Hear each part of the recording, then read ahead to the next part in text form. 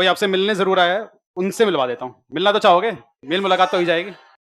चलो, कुछ ही दिन पहले आपसे सीए मतलब इंटर लॉ की हाईएस्ट स्कोरर मिलने आई थी। आज जो पर्सनैलिटी मिलने आ रहे हैं, तो उनकी जो अचीवमेंट्स है थोड़ी-सी ज़्यादा ही हैं and he is a CA now, तो he is a chartered accountant now and उनकी अगर थोड़ी-सी भी जर्नी मैं आपको बताऊँ, तो जर्नी बहुत ज़्यादा इंस्पायरिंग है। ज़्यादा मैं नहीं बताऊँगा, ज़्यादा वो खुद आकर अपनी अकम्प्लिशमेंट बताएँगे। पर he has been a consistent ranker, inter में भी, फाइनल में भी, बिग 4 से आर्टिकलशिप भी है एंड स्पेशली आप में से कोई बच्चा अगर लॉन्ग रन में फाइनेंस में अपना करियर बनाने की सोच रहा है, तो वो प्रेजेंटली सीए बनने के बाद फाइनेंस की फील्ड में इक्विटी रिसर्च में अपनी जॉब भी कर रहे हैं। तो स्टॉक मार्केट से कनेक्टेड एक रिसर्च फील्ड है, इक्विटी रिसर्च, जहां से आप अपने स्टॉक मार्केट का करियर स्टार्ट करते हो। तो वहां पर भी आपको बहुत ज्यादा गाइडेंस मिलेगी। तो क्या क्या अकम्प्लिशमेंट है उस पर मैं बाद में जाऊंगा। आप अगर बुक के बिल्कुल लास्ट में आ जाओगे और अपनी बुक के बैक में जाकर कवर पेज देखोगे, तो उस कवर पेज पर टॉप से तीसरी फोटो कई सालों से उन्हीं की आ रही है, बिकॉज उन्होंने इतना बड़ा बेंचमार्क वहां पर अचीव किया था। तो without any further ado, I will be inviting CA Jatin with us. हाँ जी, कल वाले। तो आज जतिन एसआरसीसी गए थे, उनका मैसेज मेरे पास आया, तो इनका आज इनको एसआरसीसी में इनवाइट किया गया था एज अ को पैनलिस्ट। वहां पर कुछ इवेंट था, तो उसके लिए जतिन को बुलाया गया था। तो इनका मैसेज आया, सर मैं फ्री हो गया हूँ टाइम से, अगर आप पॉसिबल है। मैंने कहा बिल्कुल बिल्कुल, फटाफट से आ जाओ, हमारे बच्चे तो हमेशा रेडी है। Please please Jatin, come on stage please. Thank you so much. आइए आइए, स्टेज इज योर्स। माइक देना ठाकुर भैया प्लीज। एंड जतिन दिल्ली से नहीं है, he has came all the way from Mumbai. तो मुंबई से स्पेशली आए थे एसआरसीसी का इवेंट अटेंड करने। तो फर्स्ट ऑफ ऑल तो जतिन, इवेंट सही रहा? How was the feeling SRCC की? कोई बच्चा एसआरसीसी है यहाँ पे क्लास में? कोई भी नहीं। पर आई गेस सब जाना तो चाह रहे होंगे। और बढ़िया बात यह, मैं भी हैंड रेस नहीं कर सकता। तो मैं भी एसआरसीसी से नहीं हूँ। चलो, तो मैनी मैनी कांग्रेचुलेशन जतिन। सबसे पहले तो चलो फटाफट से आप बता दो आपकी अचीवमेंट्स क्या क्या है। मैं वो स्क्रीन पर एक बार लिख देता हूँ। एक बार स्क्रीन ले आना। तो जतिन ने मेरे को कल, जतिन मेरे से मिले थे, तो सीए फाउंडेशन का जब स्कोर बताया, वो सुनकर तो मैं उसी से हैरान हो गया। कितना था? सीपीटी में इट वाज अच्छा, दैट वाज सीपीडी। सीपीडी, हाँ, कितना था फिर भी? 89%। 89%। ओके, चलो ठीक है। बच्चा कह रहा हमारे भी आ गए थे। परसेंट सीपीडी में परसेंट ही चलता था। सीए इंटर में rank 9। He scored all India rank 9। तो सिंगल डिजिट रैंक आई थी। वो रैंक में 2 डिजिट लगे हो तो पसंद नहीं आता, ये वही वाले बच्चे हैं। तो रैंक में 2 डिजिट्स पसंद नहीं आती, एक सिंगल डिजिट चाहिए होती है। तो वही सिंगल डिजिट रैंक आई थी। If I am not wrong, law में कितने नंबर थे भाई के? 72। तो in law he scored 72 marks, which was not obviously easy. एक बहुत बड़ी अकम्प्लिशमेंट होती है लॉ में इतने नंबर लाना। After that he started his articleship with one of the big 4, पीडब्ल्यूसी, आप सब जानते हैं। तो पीडब्ल्यूसी के साथ इनकी आर्टिकलशिप थी, if I am not wrong, पीडब्ल्यूसी पुणे या पीडब्ल्यूसी पुणे। वहां से इन्होंने अपनी आर्टिकलशिप करी, specially in the field of indirect taxation. तो आईडीटी में इनकी आर्टिकलशिप थी। तो आर्टिकलशिप के साथ साथ, एंड दैट टू बिग 4 की आर्टिकलशिप के साथ साथ, फिर उन्होंने अपना सीए फाइनल दिया लास्ट ईयर मई में, तो मई 2024। एंड सीए फाइनल में भी वही रैंक निकाल गए, 30, all India rank 30। And big force की आर्टिकलशिप के लिए जनरली जो माइंडसेट बनता है वो यही बनता है कि वो आर्टिकलशिप एक्सपीरियंस आसान नहीं होता, वहां पर बहुत ग्रिल किया जाता है, और साथ साथ स्टडीज को मैनेज करना it's not easy. But studies को मैनेज भी किया, अपने दोनों ग्रुप इकट्ठे भी दिए, एंड साथ ही साथ ऑल इंडिया रैंक 30 भी लेकर के आए। एंड जर्नी वहां पर खत्म नहीं हुई। अब सीए बनने के बाद इनके पास एक चॉइस थी कि एक तो वही अपना बिग 4 के अंदर कंटिन्यू करें, कुछ डिफरेंट ट्राई करें। तो कुछ डिफरेंट ट्राई करने का जो थोड़ा सा जज्बा कह ले, वो रिस्क टेकिंग कैपेबिलिटी करी थी। So that landed in with एक प्राइवेट इक्विटी रिसर्च फर्म है नुवामा। एडलवाइस का नाम शायद आपने सुना होगा। तो अगर आपने एडलवाइस का नाम सुना है, उसी से डीवर्ज होकर ये फर्म बनी है। तो currently he is working with Nuvama equity research, उनका जो डिपार्टमेंट है वहां पर जतिन काम कर रहे हैं। तो ये इनका छोटा सा मैंने आपको करियर ग्राफ बताया। तो he has came all the way from Mumbai, Delhi specially आए थे, मैंने बताया। एंड आप जब इतनी अचीवमेंट्स कर जाते हो, तो जो एशिया का टॉप नॉच कॉलेज कॉमर्स का कहने में आता है, एसआरसीसी, उन्होंने इनको इन्वाइट किया एज अ को पैनलिस्ट। तो वहां पर इनको बुलाया गया स्पेशली, और उसी के लिए आज दिल्ली भी आए थे। तो अभी बस एसआरसीसी होकर ही आए हैं। एंड ये इनका पूरा का पूरा करियर ग्राफ रहा। तो जतिन, कैसी रही पूरी journey? How easy was it? क्योंकि बोलना तो बड़ा आसान लगता है, ये भी रैंक आई थी, ये भी रैंक, पर पूरी जर्नी का जब विजुलाइज करते हैं, तो कैसा था overall experience? Roller coaster ride, ups and downs थे, वो यहाँ पे नहीं दिख रहे लकीली कि आईसीआई ने फेल नहीं किया बस। बट या जर्नी में या माइक थोड़ा सा पास रखना चाहते हैं, बस बस पास। ओके, सो आईसीआई ने फेल नहीं किया luckily, but I always believe that you score rank multiple times, you get pass multiple times, you get fail multiple times. तो आईसीआई ने मेरे को 2 बार रैंक दी, मैंने खुद को 200 बार रैंक दी और 400 बार फेल हुआ हूँ। अच्छा, रैंक से जिंदगी में क्या बदला? ये छोटा सा सवाल मैं करूं, has life change with this rank? क्योंकि हम कई बार कहते हैं जी रैंक आई है, रैंक आई है, does it change something? Yeah, it changed the mindset first of all. कि फॉर एग्जांपल मेरे एकेडमिक्स इतने अच्छे नहीं थे कि मैं एसआरसीसी के गेट के बाहर भी जा सकूं बट और बच्चे कह रहे हैं, हम सब फील कर रहे हैं वो चीज़। तो ऐसा वो मतलब कि इंडिया लेवल टॉपर वाले कभी भी स्कूल लेवल तक कभी लगता नहीं था कि मैं उस कैटेगरी में आ सकता हूँ। तो रैंक आने के बाद लगता है कि ठीक है, अगर ये किया एकेडमिकली भी, लाइफ में भी कुछ और भी कर सकते नहीं हैं। नहीं, और मेरे लिए भी बढ़िया है। जैसे मेरी वाइफ इतनी, वो तो एसआरसीसी से है, मैं कभी ऐसे पर मैं कह सकता जी मेरे स्टूडेंट्स एसआरसीसी में जा रहे हैं, बताओ। तो मैं भी ब्रेक कर पाऊंगा, तो हमारे लिए बहुत बड़ा एडवांटेज हो गया। तो जर्नी आपकी बहुत अमेजिंग रही जतिन। तो हिकअप्स क्या रहे, अगर पूरी जर्नी की हम बात करें, थोड़े से क्या दिक्कतें आपको लगी आई, या क्या चीजें होनी चाहिए जहां पर ज्यादा फोकस करना चाहिए? बिकॉज कंसिस्टेंटली रैंक निकालना, फाउंडेशन में भी अच्छा स्कोर, फिर इंटर में रैंक, फाइनल में रैंक, ड्रीम आर्टिकलशिप भी मिली, तो पूरी जर्नी में अगर आप कहोगे तो क्या चीज ने आपको बनाए रखा? बिकॉज अप्स एंड डाउन तो बहुत आए। मतलब hard work is the key only, या कुछ और भी साथ में ध्यान रखना चाहिए? Hard work is the key but main ingredient, but उसके side by side I think smart work कि ओके, जैसे फॉर एग्जांपल लॉ की क्लास चल रही है, इफ एनीवन स्टार्ट कि ठीक है मैं लॉ रटने बैठ जाता हूँ, एक एक डेफिनेशन, एक एक सेक्शन, आई थिंक सो वो इतना वर्क नहीं करेगा। तो वो हार्ड वर्क तो दे रहा है कि मैं वर्ड बाय वर्ड रट रहा हूँ, but he may not get that marks, क्योंकि शायद स्मार्ट वर्क से आ सके। तो smart work needs hard work, and hard work को पुल अप करने के लिए एंड स्मार्ट वर्क। इंटर में रैंक निकालने से बिग फोर की आर्टिकलशिप वो कैसे ग्रैब करी आपने? And why IDT specifically? Because IDT थोड़ा सा एक स्पेसिफिक फील्ड हो जाती है to start your career with. तो वो डिसीजन कैसे लिया गया, एंड बिग फोर में कैसा वो इंटरव्यू का एक्सपीरियंस था? How to get articleship in big four? ये एक बहुत बड़ा सवाल बच्चों के मन में रहता है कि बिग फोर की आर्टिकलशिप कैसे मिले, तो Okay, उस पर कुछ? so हाँ, this is inter, this C inter students है। okay, so how many of you wants to do articleship in Big Four? अच्छा, क्वेश्चन को फ्लिप कर देते हैं, how many of you don't want to do articleship from big four? कुछ होते हैं बच्चे, ठीक है भाई, नहीं मन बिग फोर में जाने का, तो I will say more than 95% of the class big four से ही करना चाह रही है। Okay, And if Big Four, then which department? कोई डिपार्टमेंट आपने सोचा है? बेटा वहाँ ऐसा नहीं होगा कि गए तो वो आपको ऑडिट भी सिखाएंगे, डीटीपी सिखाएंगे, आईडीटी, सब कुछ नहीं सिखाते, आपको अपनी एक फील्ड सेलेक्ट करनी पड़ेगी।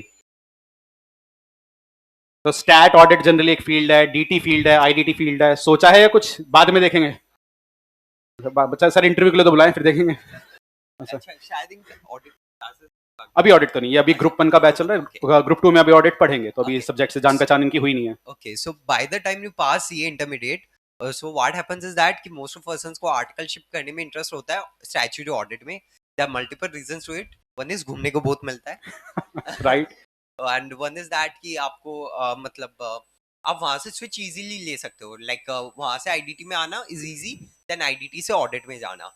तो मेरे पास भी दो दूसरे बिग फोर से ऑडिट के भी ऑफर्स थे for the articleship, but I was like यार audit is something which I can do for 3 years but not for the 30 years. So Okay. वहां से एग्जिट इजीली मिल जाता है, बट एग्जिट लेके करना क्या है? तो मतलब जितना आपका ये क्लियर था कि मेरे को ऑडिट लाइफ लॉन्ग नहीं करना, वहाँ इनका इंटरेस्ट नहीं था। या चलो ठीक वो है, ओके। इंटरेस्ट नहीं था। तो उसके अलावा जो आर्टिकलशिप कुछ और भी फील्ड्स में होती है, वैल्यूएशंस वगैरह, but largely audit and tax में ही होती है। तो my calling was for the tax, and उसमें भी मैं ऐसा था कि मेरे को प्राइमरी बिग फोर चाहिए, एंड अगर बिग फोर में मेरे पास चॉइस है तो मेरे को टैक्सेशन चाहिए। तो लकीली बिग फोर भी मिल गया, and टैक्सेशन भी ओवर ओपन की डीटी मिल जाए, चाहे आईडीटी मिल जाए, अच्छा वहाँ आप फ्लेक्सिबल थे, वहाँ बट मैं flex- चाहिए अपने को टैक्स था। हाँ, टैक्स वाज माय प्रायोरिटी। अगर टैक्स नहीं मिलता तो मैं अगर छोटी फर्म से टैक्स करने की जगह मैं बिग फोर से ऑडिट करना प्रेफर करता। बट ओके, तो आपके लिए बिग फोर का वो वर्किंग एनवायरनमेंट ज्यादा Working प्रेफरेबल था, environment, चाहे आप yeah. बाद में डिपार्टमेंट पे कॉम्प्रोमाइज करने को तैयार थे? या बिकॉज मैंने एक ना चीज उस टाइम ऑब्जर्व की थी कि I was looking at the profiles of the CEOs जिनको 10-15 साल हो गए वर्क करते हुए। उनकी आर्टिकलशिप एक पर्टिकुलर फील्ड में थी, आज वो जॉब दूसरी पर्टिकुलर फील्ड में कर रहे हैं। तो फील्ड स्विच हो जाता है, ऑफ कोर्स थोड़ा टफ रहेगा। आज अपन में से अगर कोई सोचे कि सीए छोड़ के एमबीए करता हूँ तो हो जाएगा, बट टफ रहेगा। सिमिलरली अगर आप आर्टिकलशिप एक फील्ड में करते हो एंड आपको दूसरी में जाना है, हो जाता है। तो अगर आपको कोई इंटरेस्ट है, आपकी कोई कॉलिंग है, गो फॉर दैट फील्ड। अगर नहीं है तो और तो जो मिल रहा है अच्छी जगह से वो, एंड मल्टीपल ऑप्शंस है, तो then you can think about statutory audit की। ठीक है, एंड flex- कितने इंटरव्यूज बिग फोर्स में हुए? बिकॉज जनरली जब मेरी आर्टिकलशिप स्टार्ट या बिग फोर के अंदर मैंने इंटरव्यू दिए थे, उस समय कम से कम 4 से 5 राउंड ऑफ इंटरव्यूज हुए थे, तब जाकर आर्टिकलशिप मिली थी। आपके कितने राउंड ऑफ इंटरव्यूज रहे थे जितने? सो मेरा टोटल 3 बिग फोर्स में सिलेक्शन हुआ था, एंड किस में रह गया? ईवाई। ईवाई में नहीं हुआ था, बट आई बाकी गॉट तीनों में हो गया था। पोस्ट क्वालिफिकेशन में को ईवाई पार्टनर से स्ट्रैटेजी कंसल्टिंग का ऑफर मिल गया ओके, था। मतलब चारों ही बिग फोर तैयार थी वही। Yeah. ओके, चलो बढ़िया। तो तो कितने राउंड ऑफ इंटरव्यूज रहे अच्छा, किसी भी, जिसमें आप जैसे पीडब्ल्यूसी की बात करें तो पीडब्ल्यूसी में कितना रहा? So PwC में it was one technical round, and then after, so since it was IDT, So my Right. manager was keen towards कि writing skills है कि नहीं है. Just after the interview, he called me and said कि okay एक draft letter बना के दो, काफी months से return file नहीं किया है, so department को लिखने के लिए.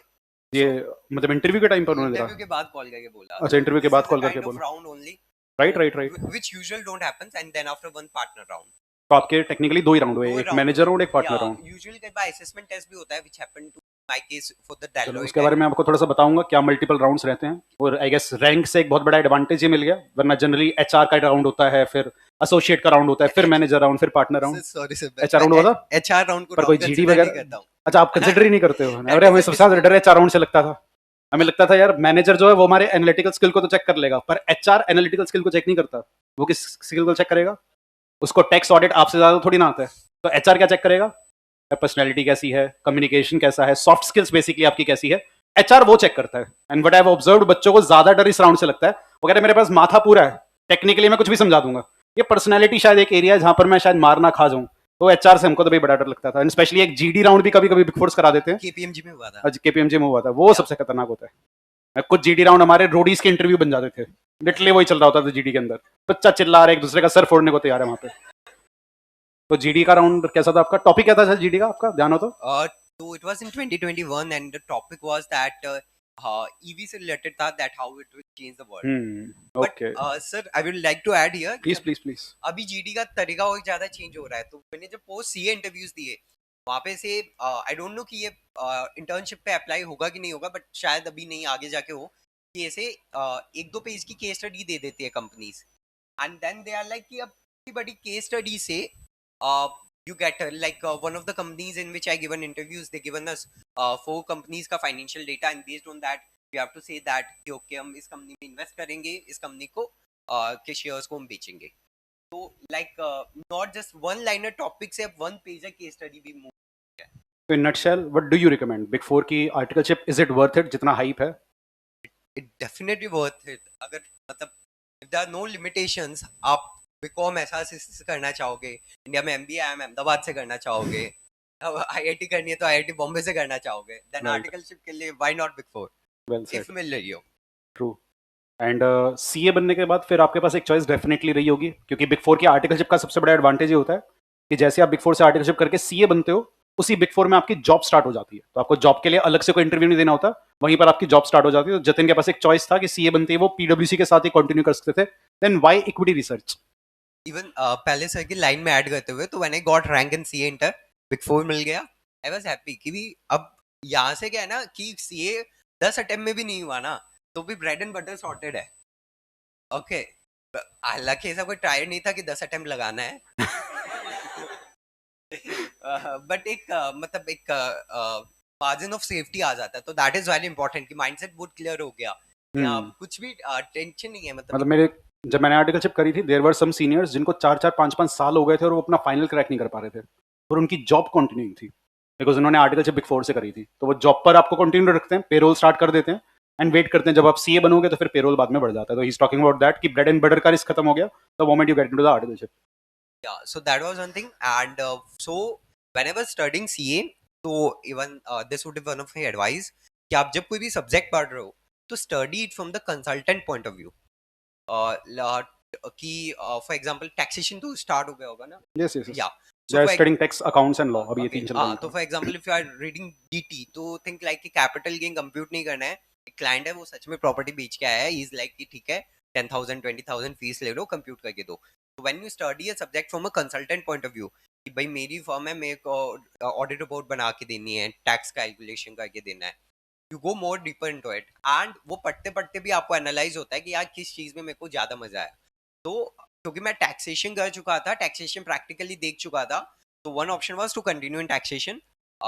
जिसके बाद में मैं अगर 2 साल बाद अगर सोचता कि मेरे को कुछ और करना है, नहीं मिल पाता, that would be tough, I have to be fresher again. So I was like कि कुछ और ट्राई करता हूँ, एंड कुछ और में one of the options, since I was having rank, मेरे को ये भी था कि अगर मैं अपनी रैंक का यूटिलाइज यहाँ पे कर सकूँ तो इट वुड बी ग्रेट, क्योंकि रैंक की मैक्सिमम वैल्यू मेरे टाइम पे 6 महीने और आज के टाइम पे 4 महीने की है. ये बात फैक्ट है बिकॉज रैंक आने के 4 महीने बाद एक और की रैंक आ जाएगी, तो आपकी रैंक की जो ज़्यादा वर्थ रहेगी शुरू के 4 महीने में बहुत मेजर रहेगी, बिकॉज़ जैसे ही दूसरे अटेम्प्ट का रिजल्ट आएगा, फिर नए रैंक होल्डर्स आएँगे, उनके लिए अपॉर्च्युनिटीज़ ओपन हो जाएगी। तो आपको जो कैपिटलाइज़ करना है अपनी रैंक पर, उसका टाइम पीरियड अब आपके पास 4 ही महीने रहता है। तो he is talking about that. या सो कंबाइनिंग ओवर दिस फैक्टर्स कि ओके टैक्स के अलावा कौन सा सब्जेक्ट पसंद आया था, तो फाइनल में सब्जेक्ट होता है एफएम, इंटर में दैट इज एफएम, तो वो सब्जेक्ट पसंद आया था। देन आफ्टर कि ओके ये अपॉर्चुनिटी ऐसी है कि मेरी रैंक नहीं होती, I would not have been eligible for interview, तो I am capitalising on my rank as well, and काम भी इंटरेस्टिंग लग रहा, तो I tried for this field. चलो ग्रेट जतिन, कुछ भी आपकी तरफ से लास्ट मिनट टिप्स इनके लिए, फिर मैं इनके ऊपर छोड़ दूंगा। ये जो भी आपसे पूछना चाहेंगे, आप अपनी तरफ से कुछ भी क्लोजिंग लाइंस या anything from your side. So, as a C student, just I would like to say that there are two types of students. एक बहुत ही ज़्यादा एम कर लेते हैं, ठीक है, एंड उसकी तरफ एफर्ट्स नहीं देते हैं। So don't be that. मतलब you are studying daily on a daily basis. Daily try to evaluate क्या ये जो परफॉर्मेंस है, कि मेरे को 600 में से जितने भी मार्क्स चाहिए, उस मार्क्स के लिए सफिशिएंट है क्या, कि एक अगर नॉर्मल पर्सन ये देगा तो क्या उसको वो मार्क्स मिल जाएंगे क्या। तो आप डेली पास होंगे, डेली फेल होंगे, डेली आपकी रैंक आएगी, at one thing would be result. तो ऐसा नहीं कि मतलब मैं 600 में से 550 रहूंगा और ये ड्रीम करके छोड़ दिया। तो वो मत करो, या फिर काफी लोगों का बहुत खुद को बहुत है ना, मतलब डाउन वैल्यू कर लेते हैं, दैट ओके मेरी रैंक आ ही नहीं सकती, सपने में भी नहीं आ सकती। मैं एग्जामिशन इस सब्जेक्ट में सपने में भी नहीं लेके आ सकता। तो if you can't dream about it, it will never turn out to be reality. तो इफ यू थिंक कि हाँ ये हो सकता है, तो then you think about the efforts, कि लेट्स सपोज कि अगर लॉ में इशू आ रहा है, कि लॉ में लग रहा है कि नहीं नंबर नहीं आ सकते हैं, what will you do, you will study some extra hours for it. आप सर से बात करोगे कि सर मैं इस चीज़ को समझ में आ रहा है, बट मैं कैसे याद करूँ कि मैं कम टाइम में ज़्यादा चीज़ों को मैक्सिमाइज कर सकूँ। आप शायद कोई रिसेंट पुराने रैंकर्स के या लॉ टॉपर्स के इंटरव्यूज देखोगे, that how did it, because no one is going to be 24 hours कि मैं बस 24 घंटे में 20 घंटे पढ़ रहा हूँ। No one is like that. Even for the my CA finals, मेरा average duration during my this thing study time. study use was 7.5 hours to 8 hours. That's it. That's it. मतलब on the clock, year it means कि अगर but मैं that is effective, उसमें कोई disturbance, कोई not noise, nothing. not even 1 second. So if I'm studying for 3 hours and मैंने 2 minute washroom break लिया है, तो मैंने अपना टाइमर किया है, वो टाइमर के बेसिस पे है। सो इफेक्टिवली कोई भी मतलब ज्यादा नहीं पड़ता इतना जितना कि बोला जाता है कि 15-16 आवर्स। तो just try to be like कि मेरे को एफिशिएंट पढ़ के खुद से ट्रूथफुल पिक्चर रखना है कि मैं कहाँ स्टैंड करता हूँ, कि आज मैं फेल हो रहा हूँ कि आज मैं पास हो रहा हूँ, and you will get that. तो never over dream and also never under so dream. Live your journey on a daily basis, that's what I can get from his words. आपको डेली डे एंड पर ये देखना है कि आज जो मैंने किया है या जितना भी टारगेट अचीव किया है, वो मेरे को पास की तरफ लेकर जा रहा है या फेल की तरफ। जस्ट ट्राई कि यू आर पासिंग और फेलिंग एवरी डे और नॉट। तो जैसे जैसे आप डेली बेसिस पर पास होते रहोगे, डेली बेसिस पर आप रैंक लाते रह रहे हो, तो जिस दिन फाइनल रिजल्ट आएगा वहां भी आपको रैंक देखने को मिल जाएगी। तो thank you Jatin for your inspiring words. कुछ भी डाउट्स आपके, कुछ भी Just पूछना 1 चाहो? second, sir. हाँ please please please Yeah, please even what you can do for this thing, जब आपका एग्जाम लीव शुरू हो जाए, क्योंकि अभी तो क्लासेस आपके हाथ में इतनी चीज है नहीं, तो एक नॉर्मल एक्सेल पे या काफी एप्स आते हैं, किसी पे भी आप टाइमर ट्रैक करके डेली का डाल सकते हो कि ठीक है आज मैंने इतना घंटा पढ़ा, आज इतना घंटा पढ़ा। कोई ऐप आप ही रिकमेंड कर दो अगर आप यूज कर देते any app. I used to, but मेरे को नाम याद नहीं कोई है, नहीं, कोई नहीं। एमएस एक्सेल पे भी हो जाता है। ठीक है, तो just keep track of your efforts कि आप कितना कितना अचीव कर रहे हो, तो उस चीज को कोलेट करो। Anything else Jatin from your side? कुछ भी आप में से कोई कुछ पूछना चाहे यहाँ पर? यही मौका होता है बेटा, फिर जनरली ऐसे मैं बहुत ज्यादा। हाँ जी प्लीज, थोड़ी सी वॉल्यूम बढ़ाओ। क्या कह रहा है भाई? पास ऑन करो जल्दी जल्दी जल्दी जल्दी। इक्विटी रिसर्च में जाने के लिए, अरे बताओ ना क्या कह रहा है भाई? अच्छा, इक्विटी रिसर्च में जाने के लिए क्या फाइनेंशियल मॉडलिंग पहले से सीखना पड़ेगा? 90% ऑफ द जॉब्स जो इक्विटी रिसर्च में होती है, इवन मोर देन 90%, उसमें इक्विटी रिसर्च में modelling is a skill set, but like the work which I do, उसमें मॉडलिंग की रिक्वायरमेंट नहीं है। Okay, so but it is always upper hand. अगर आपको मॉडलिंग आती है, you will have a good chance of getting into it. So it's always that कि suppose करो कि आपके पास में जो बंदा बैठा है उसको भी अगर इक्विटी रिसर्च में जाना है, he is having better academics than you, तो आप अपने आप को कैसे उससे ऊपर लेके जा सकते हो, by learning that skill. So it's always better to learn financial modeling if you want to go in equity research, if you want to go in IB, private equity, VC, ये सब fields के लिए बहुत सही है। Even यहाँ पे free या please please. The valuation school का एक यूट्यूब चैनल है, उन्होंने फ्री पे पूरा डाल के रखा है, and that guy is also CA, so one wants to learn. तो वैल्यूएशन स्कूल कोई यूट्यूब चैनल उन्होंने बताया, अगर किसी का भी वैल्यूएशन से रिलेटेड तो that you can explore. Anything else, किसी और का और कोई डाउट? हाँ जी प्लीज।